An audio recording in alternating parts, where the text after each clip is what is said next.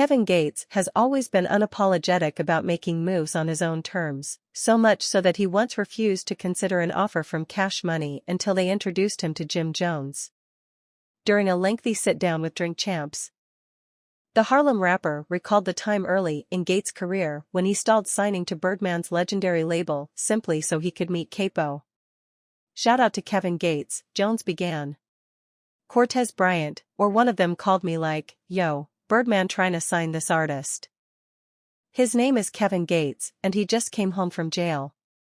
He the biggest thing going, and Birdman trying to sign him, but we got one problem, he's not going to sign to Birdman unless he meets Jim Jones." He continued, "I was like, what?" They was like, "Yeah, he in the city right now. Can we bring him to you? 'Cause Birdman needs to sign this artist."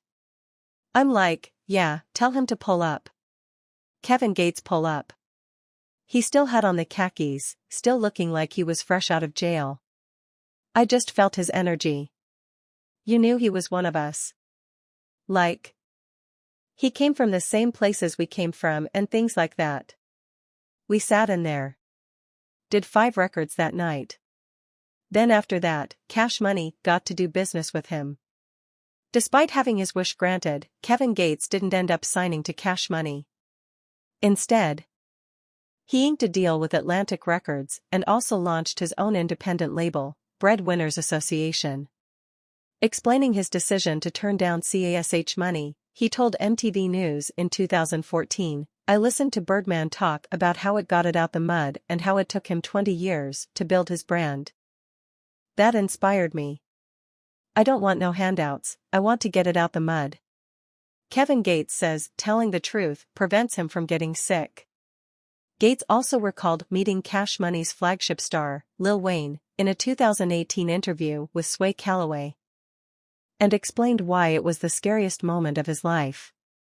When Wayne sat across that table with Mac Main, Wayne said, "Man, if you not over here, you ain't gon' eat. If you not over here, you know what I'ma do to you if you not over here? I'ma eat you." That was the scariest moment of my life. I'm making a transition from being in these streets. You trying to learn the game, you don't really know the game, and you got an artist at the top telling you that if you don't sign over here all or nothing, you ain't going to sign nowhere.